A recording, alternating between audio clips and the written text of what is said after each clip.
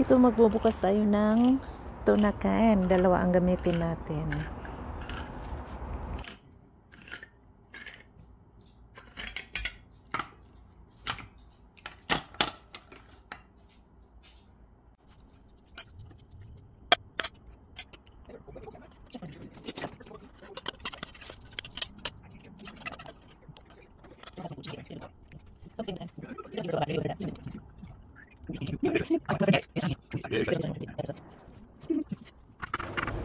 Chop natin ang onions ng pinong-pino.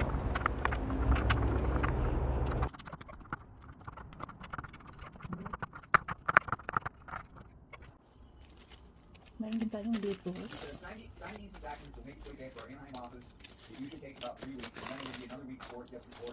At avocado.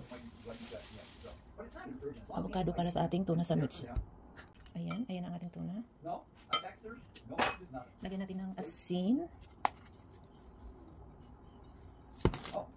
black pepper, at mayonnaise. Yan lang. Mayonnaise. Mix all together lang, guys. Oh, pati yung ating ano pala. Ang ating onions.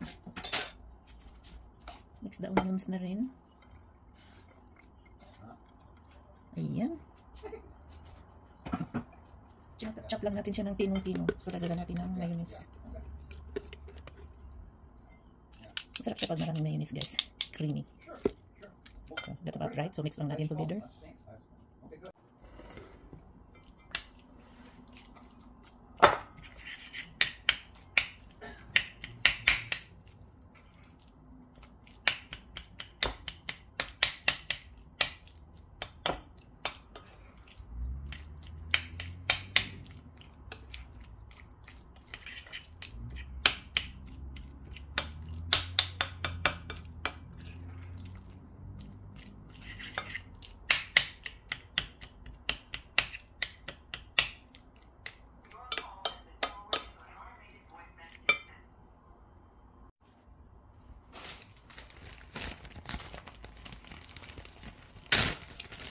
Lagyan natin ng shredded cheese.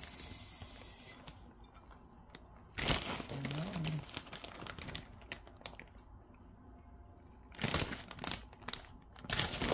Little bit more. 3 handful. Mix lang natin ng mabuti. Ulit. So, ito na yung ating tuna mixture.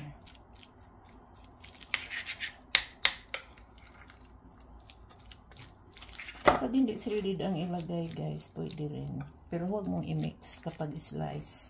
Lagay mo lang siya sa tinapay. Dahil shredded siya, kaya mini-mix ko. Para hindi messy. So, ayan na. Tada! Extra cheese. Ito. Parmesan.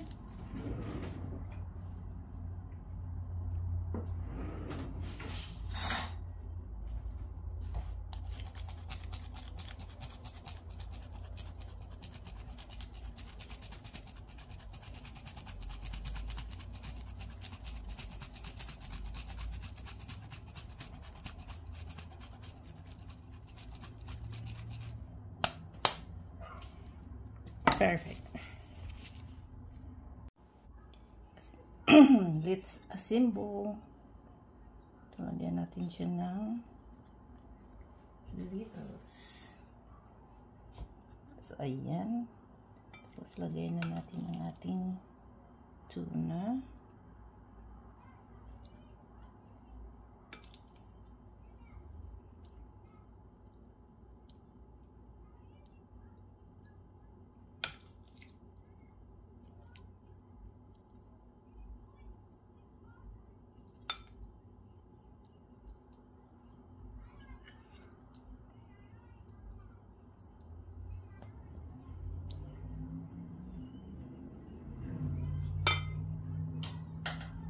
At mayroon din tayong pickled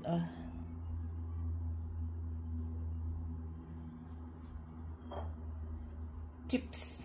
Ayan. Wala tayong tomatoes, kaya ayan lang, ganyan. So, ayan na siya guys.